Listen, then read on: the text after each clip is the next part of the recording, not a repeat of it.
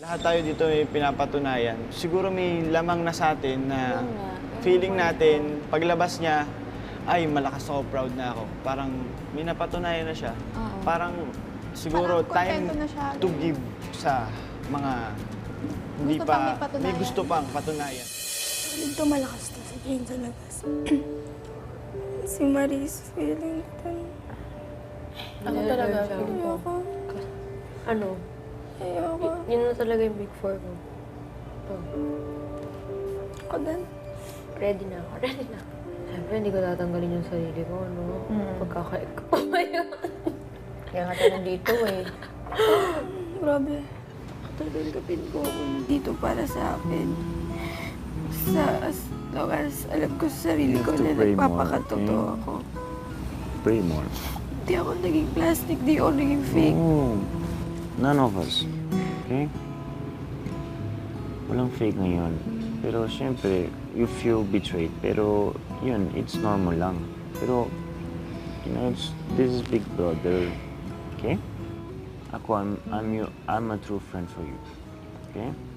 And I appreciate yung sinabi mo, nagtagumpay or something, or whatever, yung mga achievements sa labas. Ano Sobrang bang hirap, na-base natin? Napatunayan na ba niya? Or Napatunayan, pinapatunayan. Kung lalabas man, okay na siya kasi napatunayan yung sarili niya.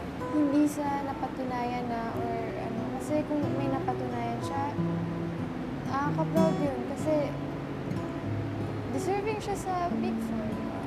Just relax. Sobrang hirap i-defend yung sarili kagabi kasi wala akong maisip. Kaya sa umpisa, I was trying to say everything.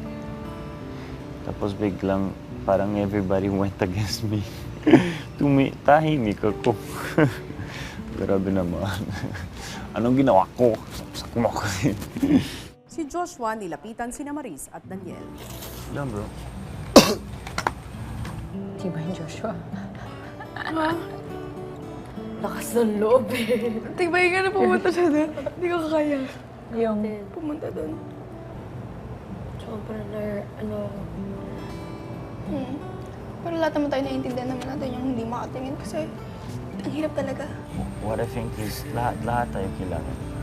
It's not na, oh, Daniel may something sa labas na wala ako.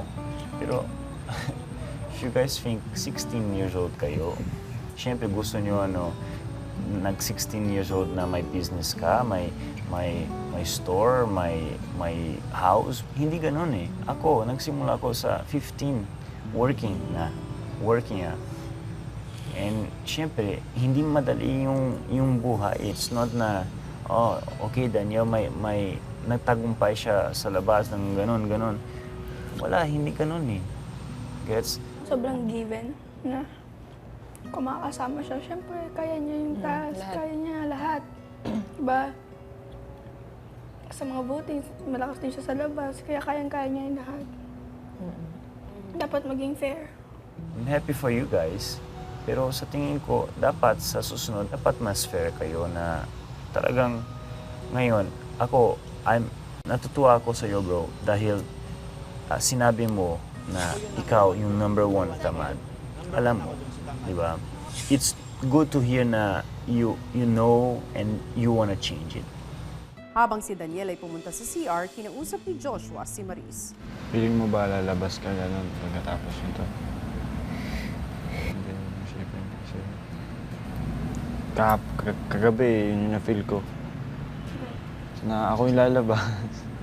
About sa tamad na yung pinag-uusapan. Hindi ako sumuko. Isip ako yung paraan. I-convince lahat.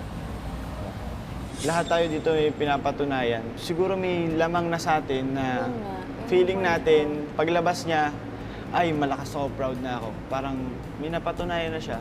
Parang siguro Parang time kontento na siya. to give sa mga hindi Gusto pang pa, ipatunayan. may gusto pang patunayan.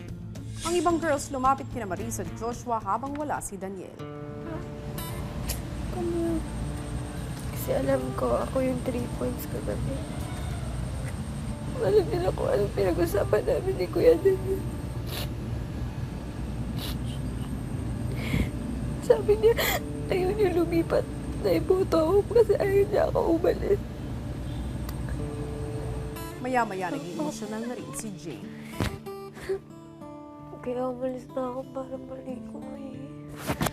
Ayoko na umiyak.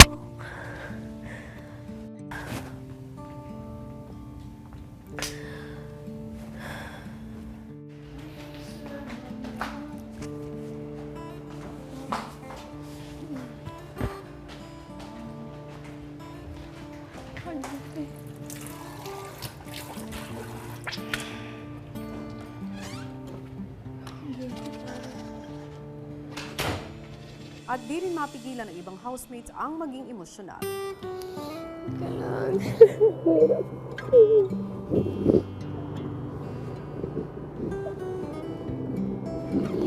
Para.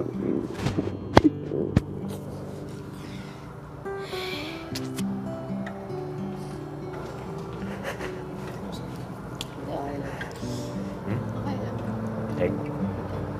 Ha? Mamaya na lang yan.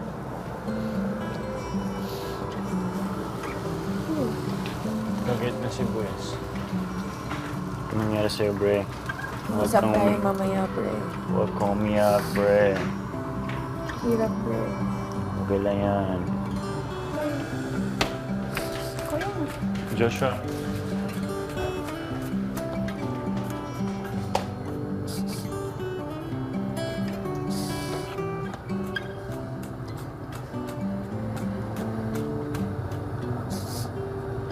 Sabi ko, hindi na ako umiiyak eh. Kaya na.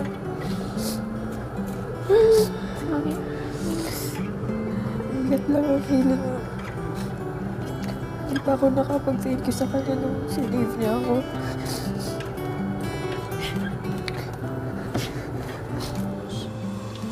Love you guys.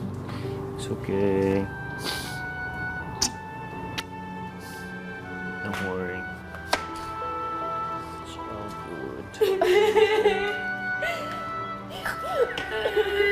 Grabe naman. Nope. Nope. Tama na yan. Okay na yan. Susunod! Daniel, makakalabas ka na ng bahay. Daniel, hindi ka pa lalabas ng aking bahay. Seryoso? Sasamahan mo si Manolo sa isang sikretong lugar.